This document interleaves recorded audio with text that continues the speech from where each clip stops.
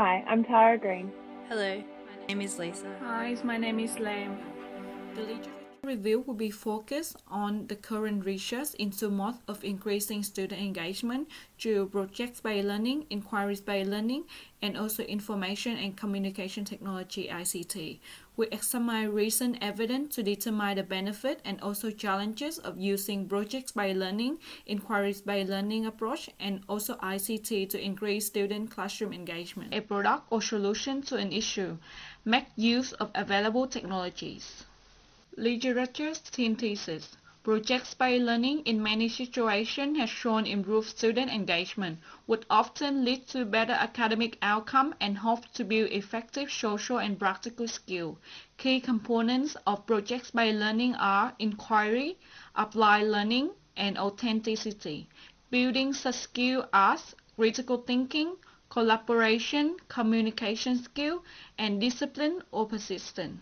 Barriers to implementing project-based learning in school. Willingness to work with others and collaborate to go outside of their comfort zone has created impact on the success of a project-based unit. This seems to follow the overall comment on the social, emotional, and practical communicative skill which can be developed by students during project-based pedagogies. Inquiries-based teaching and learning strategy can significantly improve student performance and skill development in science and other practical subjects. Is it argued that when learners engage in student-centered learning and inquiry, they are enhancing autonomy, critical and creative thinking skills, and also reflection on learning.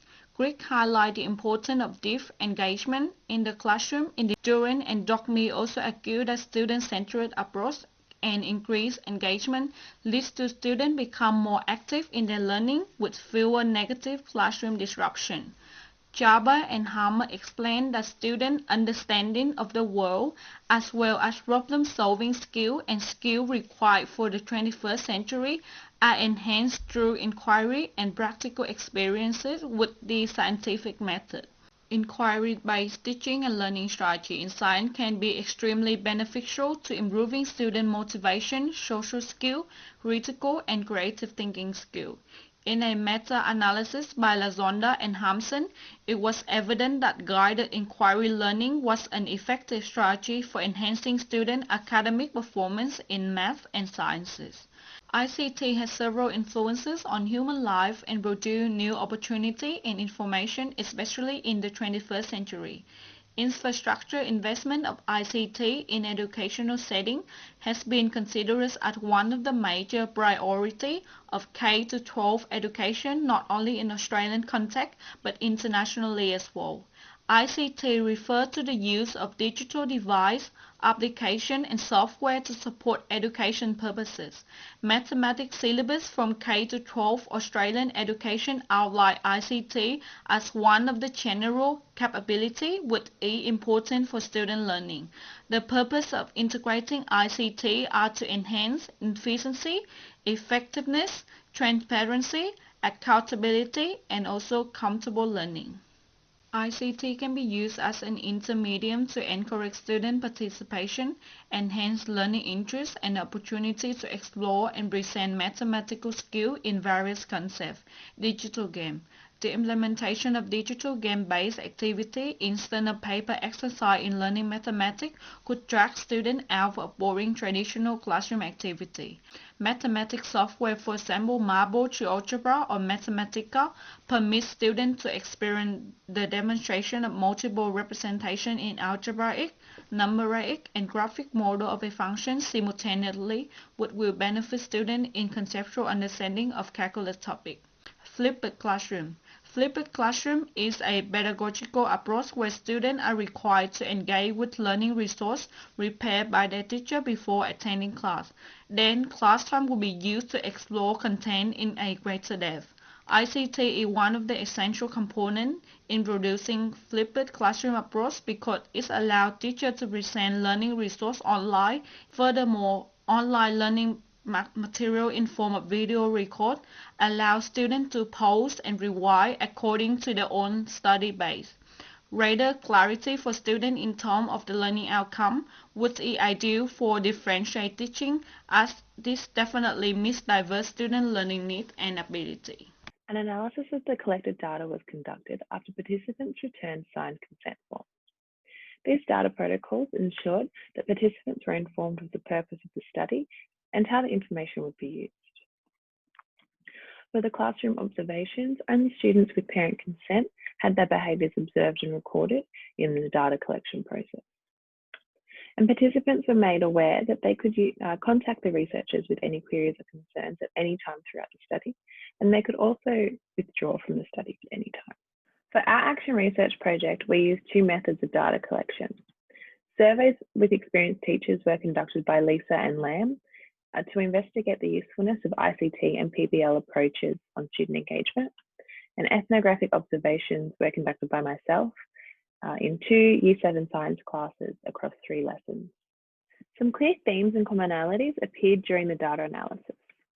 These were: a majority of the teachers surveyed valued and utilised student-centred learning approaches as they improved student engagement.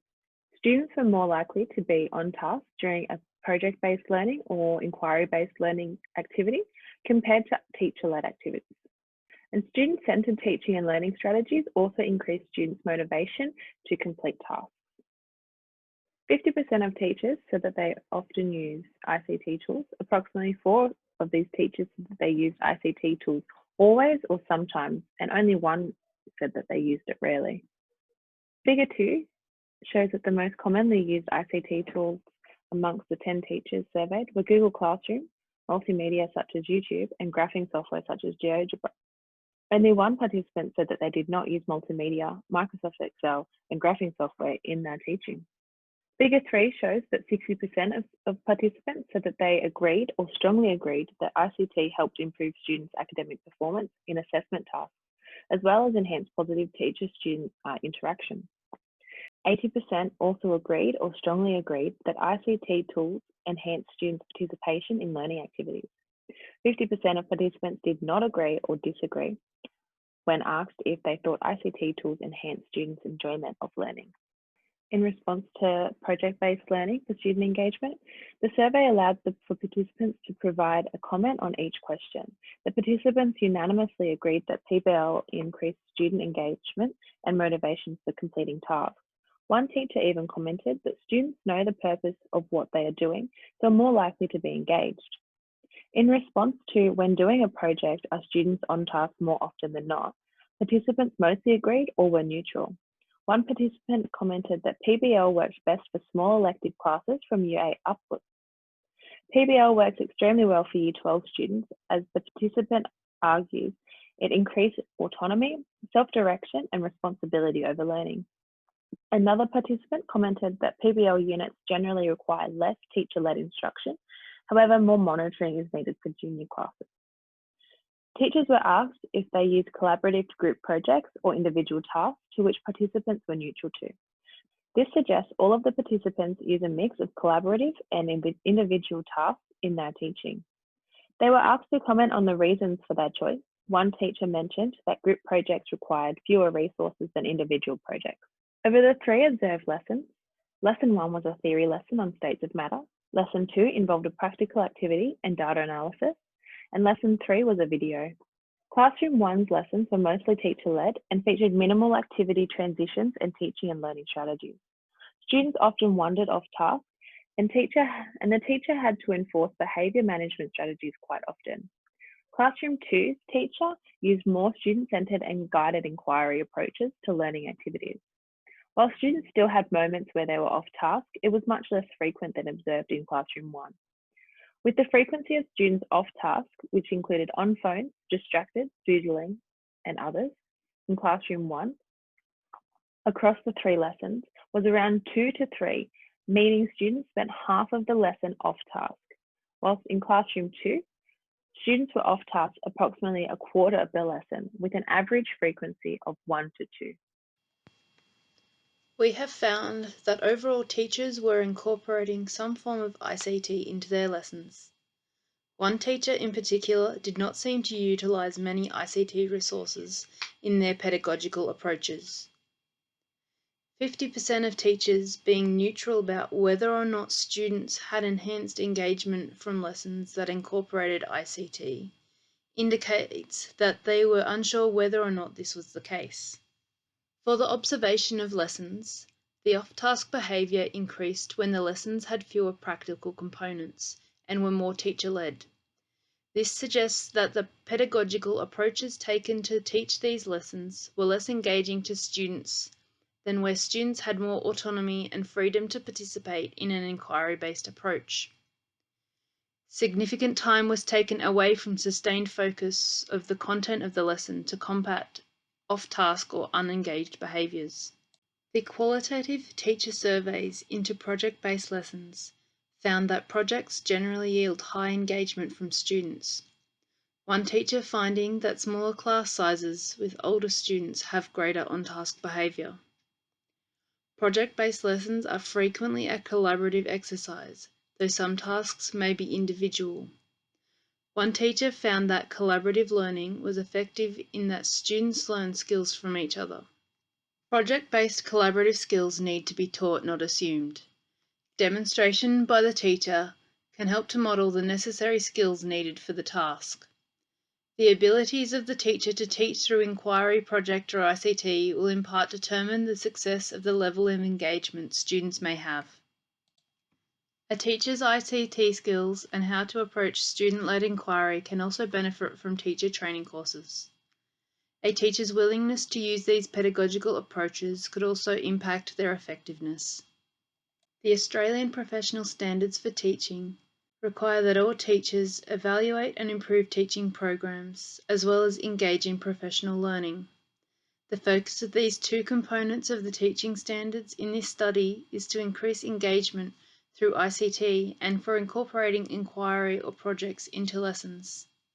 Having a teacher development training course that focuses on the use of engagement-enhancing pedagogies. Then surveying teachers after the training course once they have put into practice the skills learned, to determine if the training has helped them to increase the engaged behaviour of their students. The next steps we would take to increase engagement levels in lessons is to collect data from students, surveying students about when they have felt the most engaged in lessons. Student voice is highly important to understanding the best methods for engagement. This evaluation of teaching method by those who the lesson is designed to teach will offer valuable insight into how to increase engagement. Interviewing the teachers who do not utilise many ICT tools in their lessons to determine the reason that they do not. Analysing student works and assessment tasks, attainment of knowledge and skills that are being taught to determine if their increased engagement has an effect on the demonstration of these skills and knowledge. For ethnographic observations to be more effective, they could be conducted over a longer period of time, for example across a school term or year, with a greater number of lessons to be observed. The data could be more accurate with a larger sample size. This is also true for teacher surveys. The collection of lesson plans or interviewing teachers prior to observations, to assist with understanding the pedagogy that will be used during the lesson, to focus on lessons that involve inquiry-based pedagogies. Having a second researcher observe the same lesson and compile findings. Record field notes, then create a checklist after, not just using a pre-made checklist. Or video the class and analyse the recording. Throughout this action research cycle into strategies for increasing student engagement, we have gathered data in the form of literature surrounding the strategies for enhancing engagement, inquiry-based learning, project-based learning, and ICT. Developed quantitative surveys to gauge the frequency in which ICT is used, the forms of technology most commonly in use, and qualitative surveys of the experience that teachers have had in implementing the strategies for increasing engagement, as well as ethnographic observations of student behaviours during lessons to understand the engagement levels students exhibit towards different pedagogical approaches. This action research cycle has provided valuable insight into engagement strategies that are used in schools and ways in which these strategies could be researched further.